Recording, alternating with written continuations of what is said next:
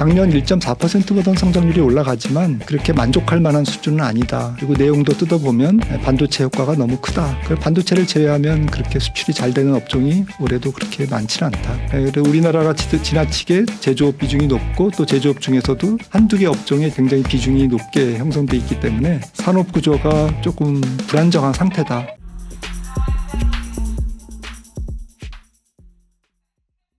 예민수의 경제토크 김한진 박사님 함께합니다. 세계 경제 전망 또 우리 경제도 좀 좋아질는지 함께 좀 여쭤보도록 하겠습니다. 세계 경제 이 글로벌 기관들에서 나오는 거나 이런 거 보면 뭐 미국은 또 좀 이따 얘기하더라도 세계 경제 어쨌든 성장률은 조금씩 좋아지는 거죠. 회복 국면이죠 지금. 네, 근데 네. 작년보다는 이제 조금 회복한다라고 전체적으로 네네. 전 세계 경제가 회복한다고 보지만 기관마다 조금 다르지만 그렇게 좋아지는 걸로는 보지 않고 있고요. 네, 네. 조금 성장률이 올라오는 거는 오히려 올라가는 거는 올해보다는 내년 이렇게 그것도 그렇게 크게 올라간다기보다는 네. 숫자를 말씀드리면 최근에 OECD가 이제 2월 달에 전망이 나왔으니까 제일 최근에 나온 기관 전망인데 올해를 오히려 작년보다는 조금 낮게 봤어요. 네. 2.9에서 작년 2.9에서 올해 2.7. 네. 그리고 내년도에는 이제 3.0. 그러니까 이것도 틀리겠지만 네. 막상 틀립니다. 틀리겠지만 전체적인 톤은 잘 모르겠다, 밋밋하다. 네. 그냥 크게 변별력 없다. 작년과 비슷할 것 같다. 그리고 세계 경제라는 게 구성 국가가 많잖아요. 너무 많죠. 그러니까 사실은 선진국 예측하고 그죠 이머징 네. 예측하는 게 또 변별력이 좀 있을 수 있겠지만 네. 뭉뚱그려서 썸한다는 게 사실은 크게 좋게 보기도 어렵고 그죠. 네. 크게 부러진다고 보기도 어려운 그런 상황일 거고요. 역시나 핵심은 또 미국인데요. 미국 경제가 생각보다 너무 좋네요, 그죠. 그러니까요. 작년도 미국 경제를 다들 틀렸죠. 네. 저도 재작년 연말에는 2023년 미국 경제를 한 0.5% 이렇게 봤는데 네네. 지금 완전히 완벽하게 틀렸고요. 2.4인가 2.5 나왔잖아요. 2.4아니면 2.5로 최종 확정될 것 같습니다. 지금 2.4로 이제 보고 있는데 네네. 그리고 올해는 이제 지금 원래는 작년 가을에 올해 미국 경제를 볼 때 사람들이 IMF나 세계은행이나 OECD나 전부 한 1.3에서 낮게 보는 데는 1.1, 2 이렇게 봤는데 네. 지금 다 올리고 있습니다. 2%로. 그리고 최근에 미국 IB들이 전망하는 걸 보니까 2.7까지 나왔습니다. 네. 거의 이머징이네요. 네, 작년에 2.4에서 올해는 오히려 내려가는 게 아니라 바뀌었어요. 우리가 그 정도 나와야 되고 그죠? 미국은 1% 중반 나와야 되는데. 네. 네? 그 1분기 성장률이 어떻게 나올지 되게 궁금한데 네. 아마도 3% 가까이 나올 것 같고요. 올해 1분기 성장률이 지금 거의 다 지나가니까요.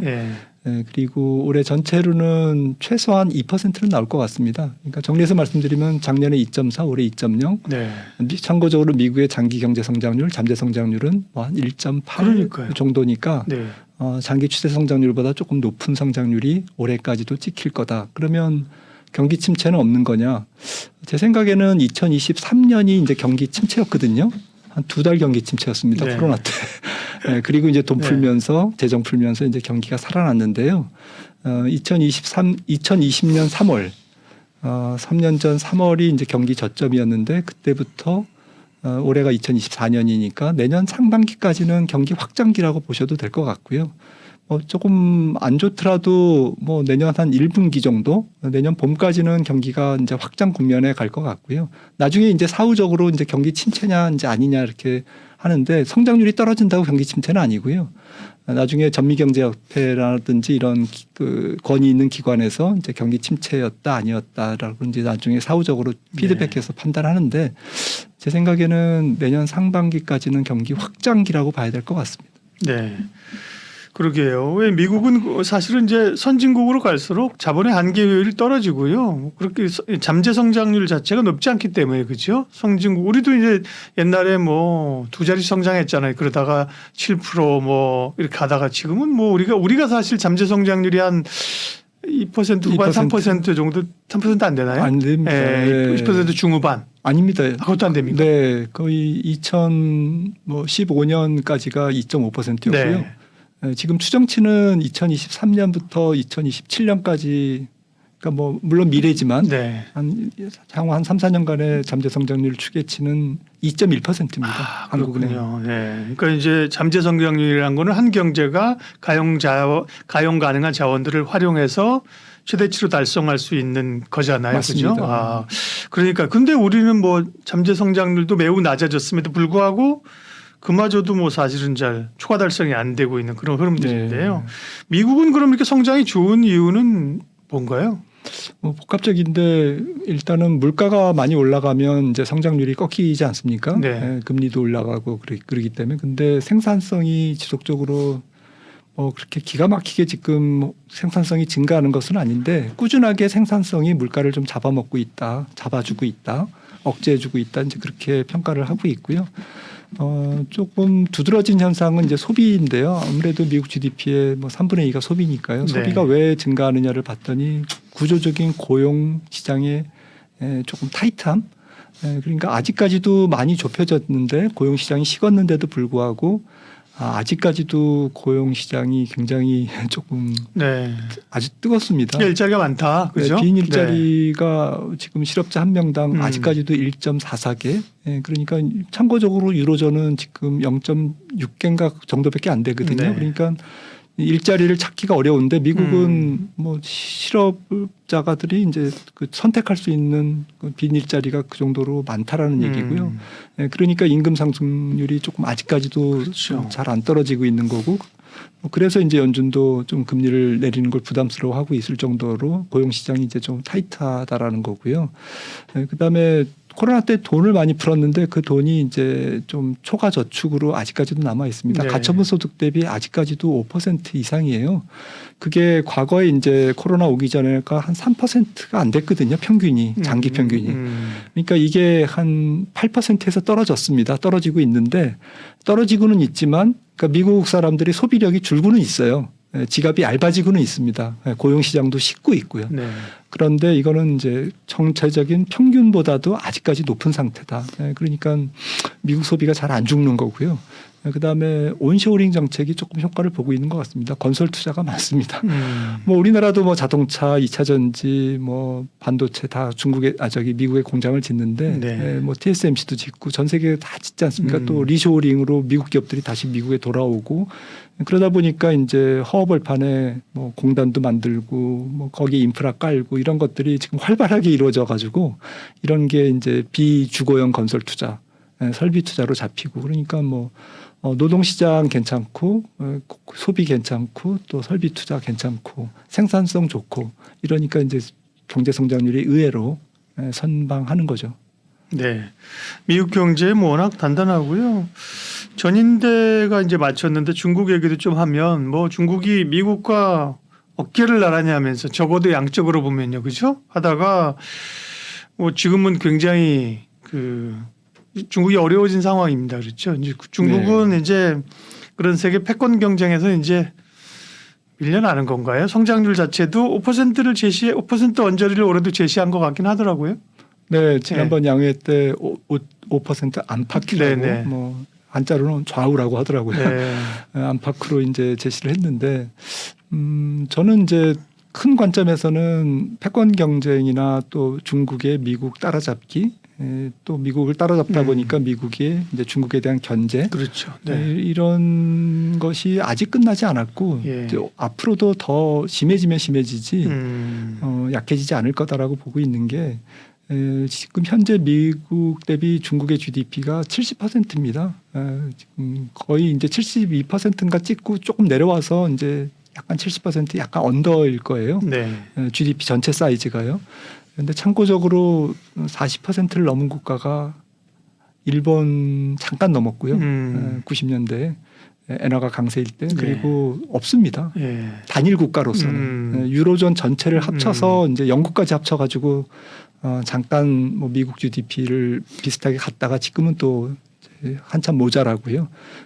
그렇기 때문에 40%를 미국 GDP를 지금 훌쩍 뛰어넘은 상태에서 골드만삭스에 의하면 현재 중국이 한 4% 정도만 성장해도 2035년이면 미국 실질 GDP를 앞섭니다. 그러니까 중국이 뭐 한 4%가 아니라 3%대 성장을 하더라도 넉넉 잡고 2045년이면 미국 실질 GDP를 앞서거든요. 이미 구매력 평가 기준으로는 2015년에 미국을 앞섰고요. 중국 물가가 낮기 네. 때문에 그런 측면에서는 대세적으로는 중국은 미국을 계속 쫓아갈 거다라는 거고 그렇기 때문에 미국은 계속 누를 거다라는 그 대명제 트렌드는 바뀌지 않을 거라고 같습니다. 그래서 중국 경제를 너무 비관적으로 보는 거는 저는 조심해야 된다고 보고요. 네.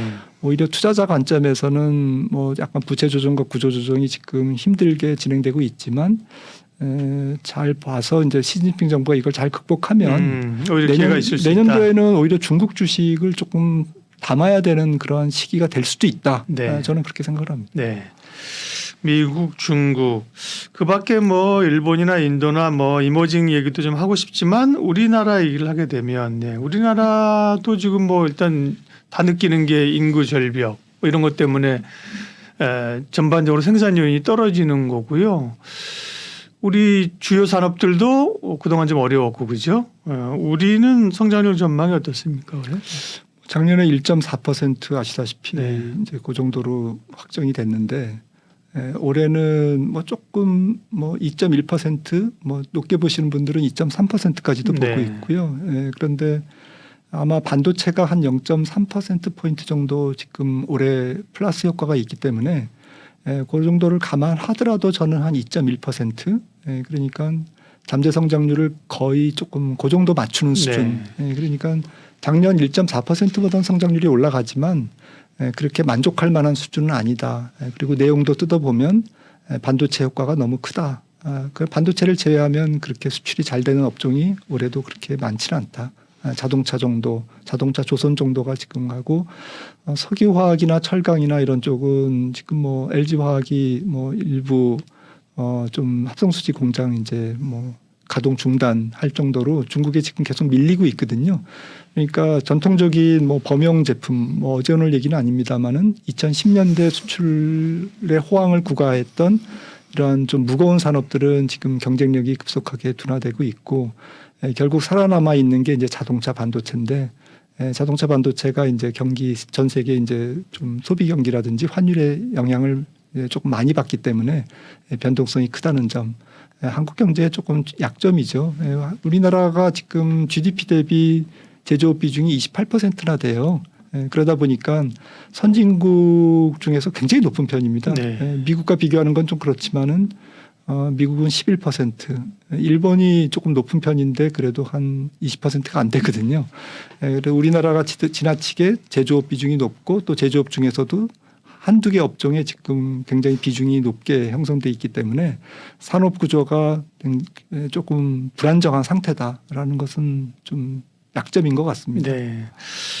마지막으로 인도 얘기를 좀 하겠습니다. 얼마 전까지 뭐 중국도 이제 많이 성장을 했으니까요. 중국도 좀 주춤하는 사이에 베트남이 꽤 부각되지 않았습니까? 그러다가 요즘은 뭐 인도가 정말 다크호스로 치고 나오고 있는데요. 뭐 인도의 성장 가능성 혹은 뭐 투자에도 여전히 매력적인 시장이라고 봐도 되는지요?